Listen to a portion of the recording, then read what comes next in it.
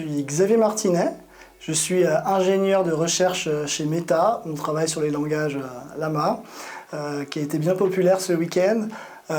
Écoute, je faisais partie du jury et j'étais venu là pour apprendre et en fait je dois dire que j'ai beaucoup appris de la façon dont les gens s'emparent de l'IA. Nous on le construit dans les labos et il y a des gens qui trouvent des manières incroyables de l'utiliser et de le rendre utile et vraiment ça a été une très belle leçon, donc merci de m'avoir invité. Je suis Marie Bernard, je travaille à Nantes Métropole, je suis chef de projet innovation et numérique avec une casquette spécialisée sur l'IA. Voilà, et donc j'ai une surcasquette sur ma casquette. Je m'occupe en particulier des questions qui sont liées au cadre de confiance de l'utilisation de l'IA. Ça veut dire que tout ce qui tourne autour de quelle IA on souhaite, ça m'intéresse. Et là aujourd'hui, j'ai vu des gens qui se posaient des questions, qui montaient des produits, mais qui se posaient aussi des questions par rapport aux utilisateurs, par rapport à l'impact, la sobriété énergétique, par rapport à la sensibilité des données. Voilà, il y a eu des cas d'usage suffisamment variés pour qu'on aborde, selon les cas, l'un ou l'autre de ces aspects. Après, moi, ce qui m'intéresserait dans l'idéal à l'avenir, c'est que chacun aborde tous ces aspects, mais on va travailler ensemble pour que ça arrive. Moi, c'est Godefroy, je suis cofondateur et dirigeant du product studio Lonestone.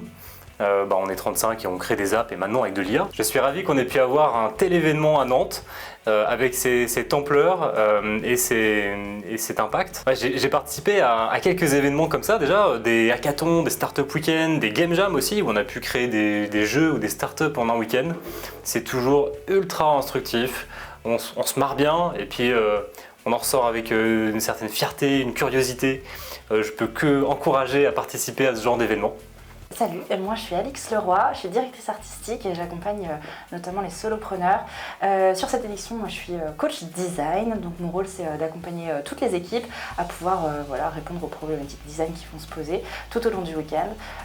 Moi ce que j'ai adoré sur ce week-end c'est la variété des projets qui sont présentés, la manière dont toutes les équipes vont réussir à trouver des solutions en un temps super record. À chaque fois ça me bluffe sur ce genre de hackathon et puis aussi l'accueil qui sont réservés aux projets. Je trouve que en fait c'est hyper créatif. Et même si moi je ne dev pas et que je suis pas très tech, je me retrouve tout à fait dans ce genre d'événement et c'est toujours un plaisir.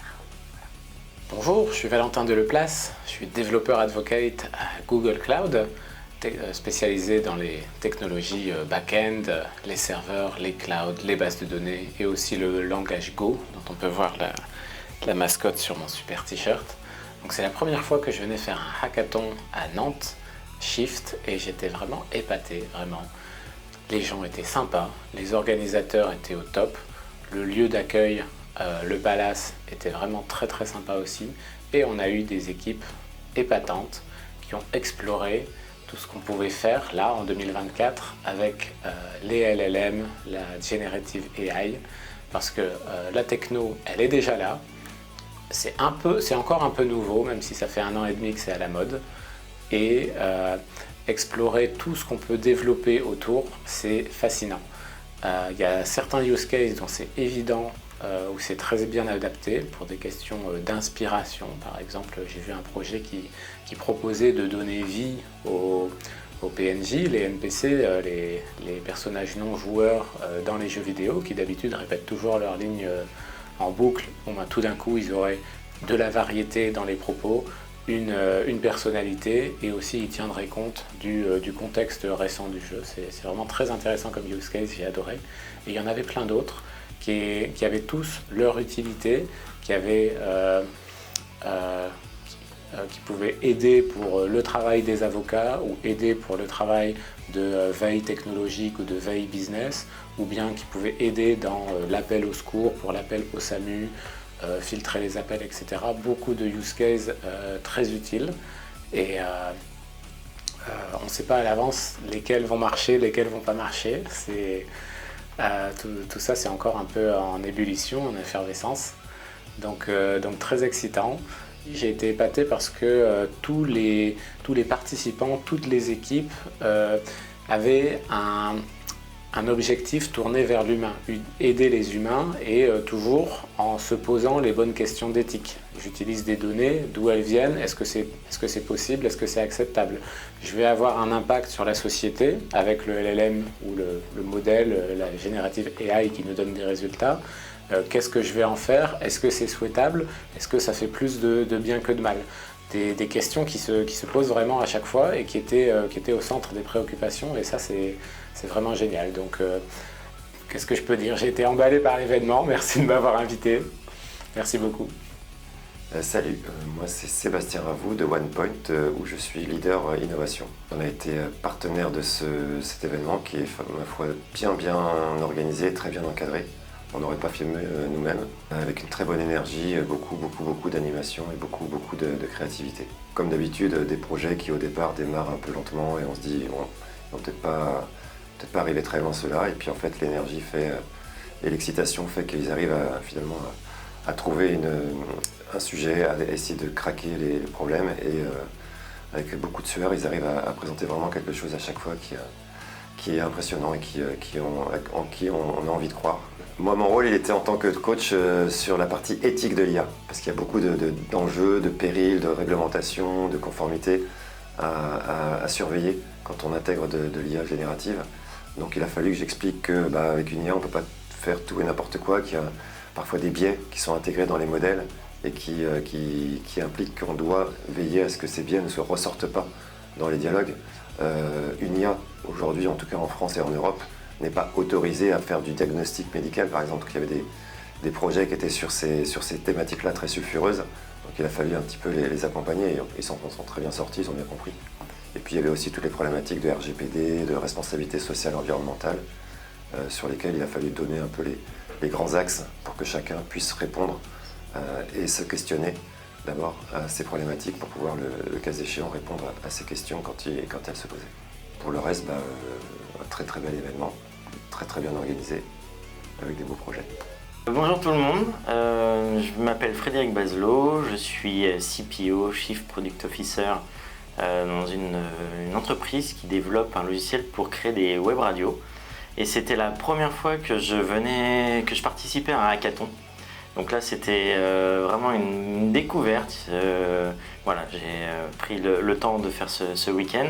Une grosse découverte. Au début je me suis donné, c'est-à-dire que j'ai participé vraiment à pitcher mon idée. J'avais une idée au départ et voilà, qui n'a pas été retenue. Je participais à un groupe, ensuite Radio Lama, pour lequel on a gagné le hackathon. Donc c'était une grande fierté.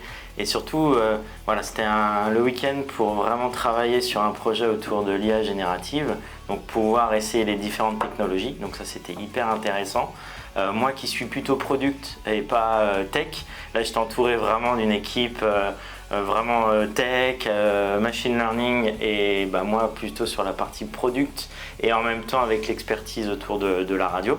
Donc c'était très intéressant cette équipe pluridisciplinaire et se donner à fond sur le projet. Alors vous imaginez bien, avec des hauts, des bas, jusqu'à dimanche 16h, on n'avait pas encore la démo qui tournait. Donc il y a tout ce rush là, et aussi on a été super bien encadré avec des masterclass organisées par Hackathon, et hyper intéressantes ces masterclass. Notamment j'ai bien retenu celle sur le pitch, parce que j'ai appliqué beaucoup de choses qui ont été dites pendant le pitch, certainement il y a des petites choses qui nous ont bien aidés, et surtout la démo de notre pitch nous a été très utile, parce qu'on s'est rendu compte que on se lance une première fois, on fait les premiers retours, on a réussi à adapter, et je pense qu'on avait trouvé le bon switch qui nous a permis derrière de bien présenter et certainement de remporter le hackathon.